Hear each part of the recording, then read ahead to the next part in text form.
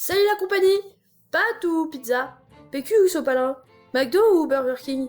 Tout autant de grands débats qui vont secouer chacun d'entre nous au moins une fois dans notre vie. Je suis ravie de vous retrouver pour un nouveau top dont tout le monde se fout, mais c'est pas grave parce qu'aujourd'hui Defrop, la belle voix suave que vous avez entendue dans la vidéo ADQ, et moi, la belle voix de jeune adolescent qui n'a pas encore mué, nous nous unissons aujourd'hui dans un duo afin de vous présenter le top 5 des débats versus sans issue.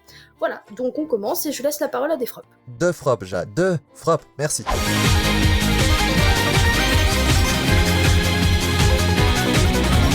Si on commençait par un petit Garp vs Roger, si ça vous tente, hein. Bon, Garp est à la retraite, Roger est un peu mort, mais c'est pas grave, hein, c'est pas grave. Comme nous le savons, ce combat a bien eu lieu à l'époque de Roger et même à plusieurs reprises. Mais il semblerait qu'il n'y ait jamais eu de vainqueur, alors comment faire pour les départager? Ça va être compliqué, hein, putain les gars, ça va être compliqué. Garp, qui est surnommé le démon par de nombreux pirates, a les capacités d'un amiral, mais il a toujours refusé ce poste. Quant à Roger, sa puissance n'est pas à discuter puisqu'il était le roi des pirates. La bonne blague. Pourtant, nous n'avons pas connaissance de ses capacités. Si j'étais mauvaise langue, je dirais que ce versus est absurde, puisque les arguments qu'on peut utiliser sont peu nombreux. Les deux personnages sont très puissants, mais pour l'heure, laissez Garp manger ses biscuits et Roger bouffer les pissenlits par la racine, hein?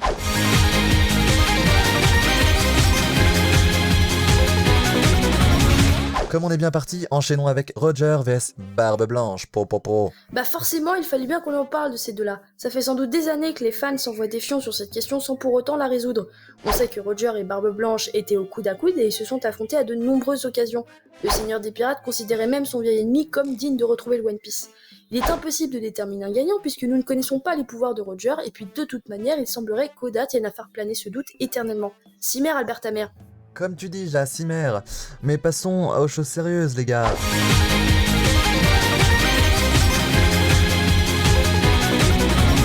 Shanks vs Mihawk. En effet, avant que Shanks rencontre Luffy dans son village natal, il a eu plusieurs fois l'occasion de se battre contre Mihawk. Il a même été dit que leur combat était si intense qu'il résonnait jusqu'à l'autre bout de Grand Line. Ici encore, aucun gagnant n'a été désigné, mais, bon, le plus grand sabreur du monde contre un des 4 empereurs, je pense que niveau puissance, ils s'équivalent à peu près.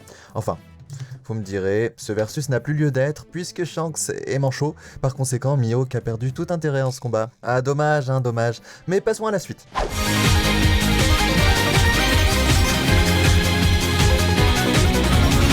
Les amiraux versus les Yonko, quelle grande question! Bien sûr, il est difficile d'entrevoir une issue pour ce combat car dans les deux camps, nous n'avons vu aucun des personnages à son maximum et on ne connaît pas tous leurs pouvoirs. La victoire des uns ou des autres dépend de beaucoup de facteurs, tels que le contexte ou les moyens déployés pour défoncer au mieux son adversaire. Ainsi, les réponses varieront selon vos préférences, c'est-à-dire les pirates ou la marine. Ce débat perd donc souvent de son objectivité, comme tous les autres en fait. Mais si vous n'êtes pas trop con, vous devriez savoir qu'il est pour l'instant impossible de répondre à cette question. Voilà, donc on vous dit merde parce que ça colle avec tout.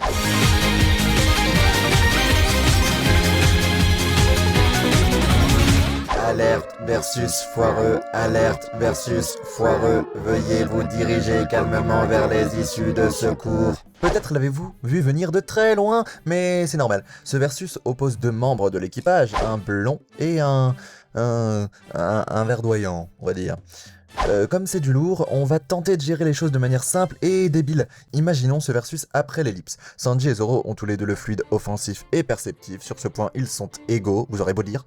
Pour la prime, celle de Zoro est supérieure à celle de Sanji, mais la prime ne se base pas que sur la puissance. Bon dieu de merde, vous le savez, mais... Oh.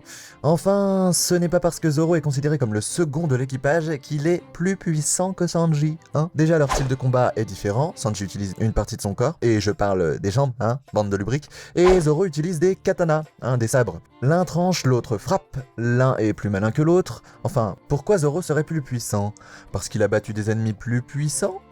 Pas nécessairement. L'auteur a juste choisi des ennemis qui convenaient au style de combat de chacun. Des sabreurs pour Zoro, et pour Sanji, tout sauf des sabreurs, hein. Mais bon, j'aurais beau dire, les fanboys de Zoro ou de Sanji trouveront toujours un moyen de défendre leur poulain, hein.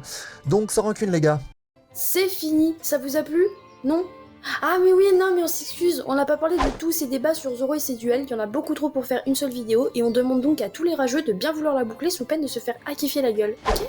Pour les autres, on espère que ça vous a plu, et surtout, n'hésitez pas à nous dire ce que vous en pensez dans les commentaires, et aussi à nous dire que vous nous aimez.